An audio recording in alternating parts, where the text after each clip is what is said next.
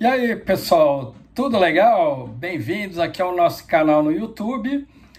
Dentro aqui da playlist Visão de Mundo, eu queria discutir com vocês hoje um pouco o que aconteceu nos Estados Unidos ontem com a invasão do Congresso americano no momento em que seria confirmada a eleição de Joe Biden como novo presidente dos Estados Unidos, tá?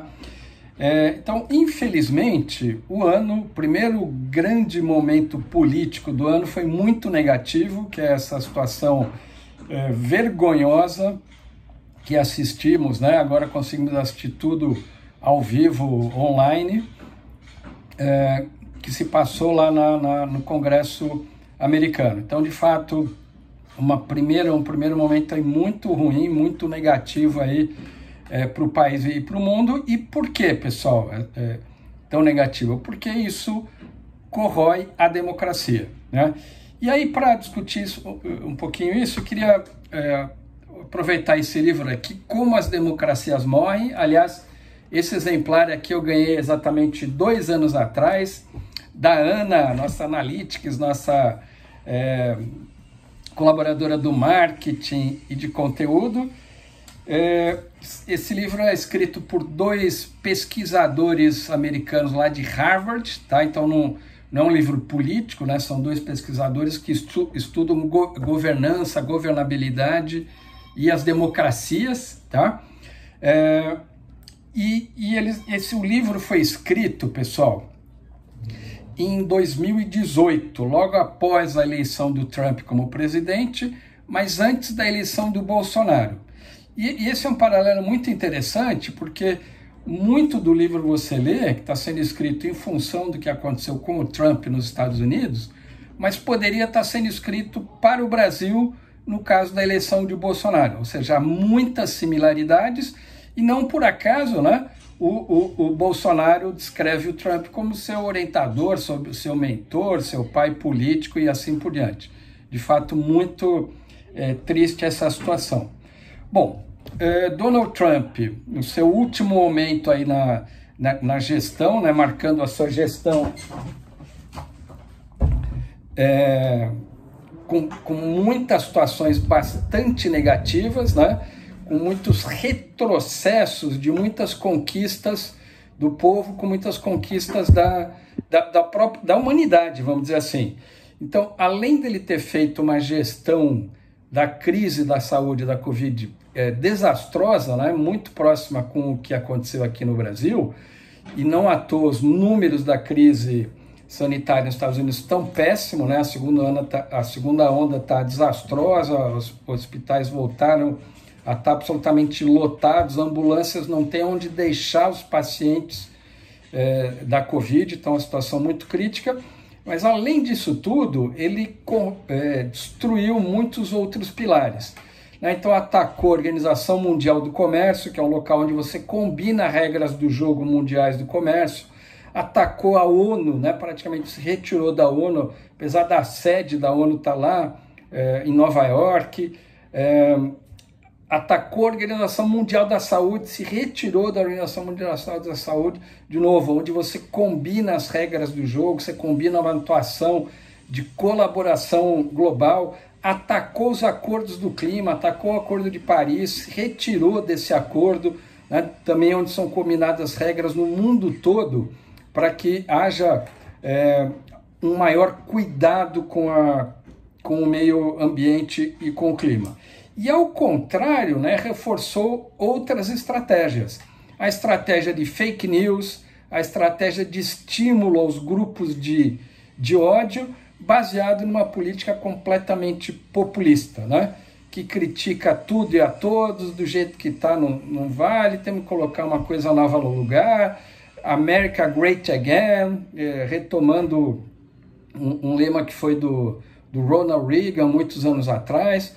Bom, então, né, destruindo muitos avanços da humanidade e, com isso, dando exemplos de como você combate, como você vai enfraquecendo a democracia, que é exatamente o que o livro discute aqui. No livro, eles fazem um apanhado aí bastante interessante dos últimos 100 anos, praticamente, né, focando em personagens que foram ditatoriais ou que contribuíram fortemente para não avanço das conquistas populares e conquistas da democracia. Então fala como Hitler chegou ao poder, como Mussolini chegou ao poder, lembrando que todos esses caras, né, grandes assassinos aí da humanidade, tiveram apoio de parcela da população em função do seu discurso populista. E por isso que o risco, o perigo que a gente vive hoje é muito concreto, muito real. O livro comenta também, por exemplo, o avanço dos regimes militares na década de 60, 70 e 80 na América Latina, né? Praticamente toda a América Latina vivia sob regimes ditatoriais militares, Brasil, Argentina, Chile, né, ditaduras muito sangrentas.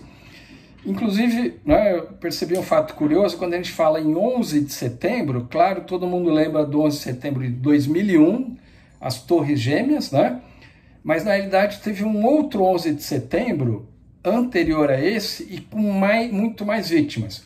11 de setembro de 1973 foi quando Pinochet deu um golpe militar no Chile, né? O presidente anterior foi assassinado, Salvador Allende, e ele instaurou uma democracia bastante sangrenta, com milhares e milhares de mortos, assassinados, presos e torturados, mesmo 11 de setembro. No entanto, o livro discute um pouco que, nesse momento, né, as formas de combater a democracia estão diferentes, continuam baseadas em estratégias populistas, né, em discurso populista, em combater conquistas da humanidade, conquistas democráticas, mas tentando trabalhar mais por dentro para destruir os mecanismos da democracia.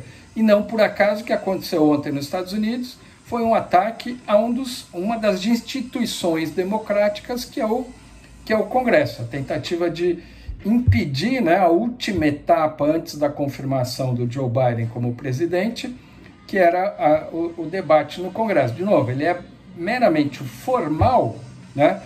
Na eleição anterior, na passagem do Obama para o Trump, essa reunião durou 30 minutos.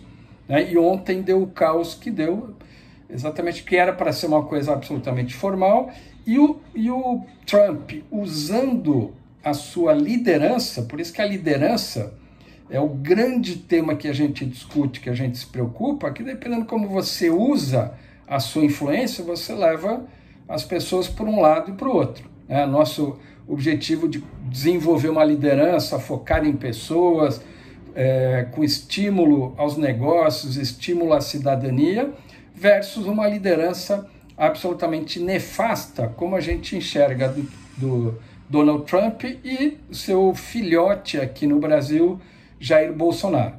Aquele modelo que a gente usa de alinhamento versus autonomia, olha que interessante. Então a gente busca esse quadrante aqui extremo, né, de buscar o máximo de alinhamento para com isso permitir a todos o máximo de autonomia. Então muito alinhamento em torno do nosso propósito, em torno da nossa missão, em torno dos nossos valores, para dar muita autonomia a todo mundo, a todas as equipes, a todos os líderes. Em 2021 a gente vai enxergar isso com mais antecedência, com mais veemência. Né? Novas unidades de negócio, novas empresas surgindo no guarda-chuva do Great Place to Work. Agora vamos analisar um pouquinho essa matriz, né? Porque tem outros 3 quadrantes. Quando você tem um modelo de grande autonomia, grande alinhamento, sem autonomia nenhuma, ou seja, todo mundo seguindo cegamente o líder, você tem um modelo que é de autoritarismo. Ou seja, façam isso, não tem debate, não tem autonomia. Então isso é autoritarismo. 100% de alinhamento, 0% de autonomia. O outro extremo, 100% de autonomia, com 0 de alinhamento, é o individualismo. Né? Não existe o espírito de equipe, espírito de colaboração. Cada um faz o que quer, do jeito que quer, para onde quer. E o terceiro quadrante, né, baixíssima autonomia, baixíssimo alinhamento, tem dois exemplos em governo. Governo Donald Trump, que está terminando, e governo Jair Bolsonaro, que está no meio do caminho. Então, o número de demitidos, né, no primeiro escalão desses times é muito grande. Por quê? Quem fala alguma coisa diferente, alguma coisa fora do script, é sumariamente demitido. O próprio Steve Bannon, que foi o principal artífice da campanha e da eleição do Donald Trump nos Estados Unidos, foi também um dos primeiros a ser demitido, apesar da grande contribuição que ele deu. Aqui no Brasil, né, muitos e muitos ministros da saúde já perdi a conta de quantos foram demitidos, exatamente porque você tem um governo de uma pessoa, né? Na verdade, no caso do Brasil, Bolsonaro e seus filhos, com nenhum alinhamento de política, de plano de governo, de nada, zero, não existe essa discussão, e, portanto, nenhum ministro, nenhum membro do governo tem também autonomia para fazer nada. Apenas ele próprio e seus filhos e um ou outro colaborador muito mais próximo. Exatamente o mesmo modelo que o Donald Trump implementou. Bom, o que fica de alerta, então, para nós, né, é que o governo Trump terminou agora, o Bolsonaro ainda tem mais 2 anos pela frente. Então, acho que fica o alerta de como a gente se prepara e se previne para situações como essa, né? Vejam, enquanto hoje, né, todos os principais líderes mundiais saíram com declarações de repúdio muito grande ao que aconteceu nos Estados Unidos, né? A Alemanha, a França, todos os países, a declaração do governo brasileiro, a declaração do Bolsonaro, qual foi? Eleição americana foi fraudada, ou seja, o único dirigente mundial apoiando o discurso insano do Donald Trump. É absolutamente triste e desesperadora essa situação. E fico alerta, né? Estamos 2 anos deslocados da eleição, para que a gente se prepare de alguma maneira para que uma situação dessa não venha, a situação que ocorreu nos Estados Unidos ontem, não venha a se repetir no Brasil, né? Com a continuidade de mentiras, a continuidade de fake news, a continuidade da política de estímulo ao ódio baseado em discurso populista, né? Muito bom, pessoal. Então, fica aqui a dica desse livro. Nem tudo vale a pena ler, tem alguns capítulos que são muito específicos, né, de condições eleitorais e de Constituição americana, mas o espírito está mantido. Tem até uma entrevista com o Steve Levitsky na internet hoje, no site do UOL, tá lá falando exatamente sobre esse episódio. Então, para nós, né, além do alerta do que está por vir com a democracia brasileira, que também é frágil ainda, né, mais uma vez destacar a importância do papel da liderança. Então, a nossa missão aí de desenvolver uma liderança for all, uma liderança que cuida das pessoas, incentiva os negócios e estimula a cidadania. Pessoal, nosso propósito e nossa missão nunca foram tão relevantes. Vamos seguir essa luta que a gente trava todos os dias, ajudando a construir uma sociedade melhor, transformando cada organização em um great place to work for all. É isso aí, pessoal. Valeu!